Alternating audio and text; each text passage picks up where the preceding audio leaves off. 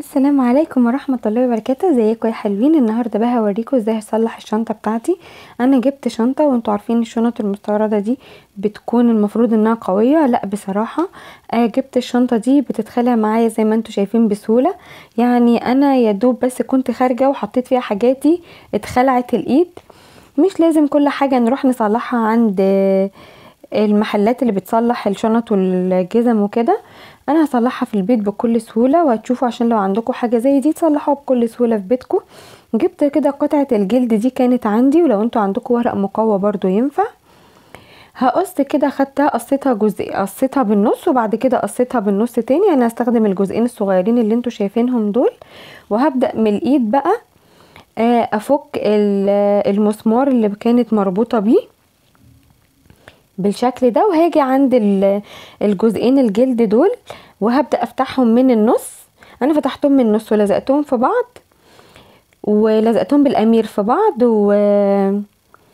وكمان دخلت بقى المسمار فيهم. الجزء اللي هنا ده بقى علشان هي فيها بطانه من جوه، ما كانش المسمار واصل للبطانه، فانا عملتها بحاجه سخنه من جوه كده الفتحه، واتفتحت معايا بسهوله بمسمار سخن وكده.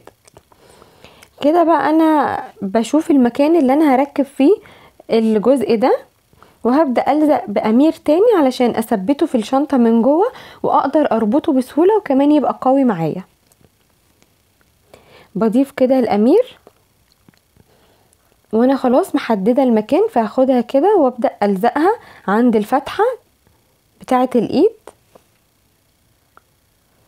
وبمسكها شوية بس لحد ما الأمير يمسك كويس. وبعد كده بركب فيها الإيد بتاعة الشنطة من بره، وبالمفك ببدأ بقى اقفل المسمار ده واضغط عليها من بره كويس علشان المسمار يتقفل معايا جامد، يعني بقوى عليه عشان يتقفل معايا كويس.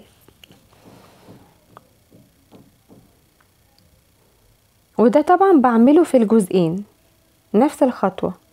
اهي بقت عندي بالشكل ده، شكلها من جوه حلو جدا، مش شكلها صعب ولا بوظنا شكل الشنطة، وبقت قوية جدا معايا. يعني بصوا شكل الجلد من جوه، وبقت قوية جدا، وبقى الجزء من بره ناشف، فبقت تتحمل كويس جدا واقوى من الاول 100 مرة، ومش هيحصل لها اي حاجة.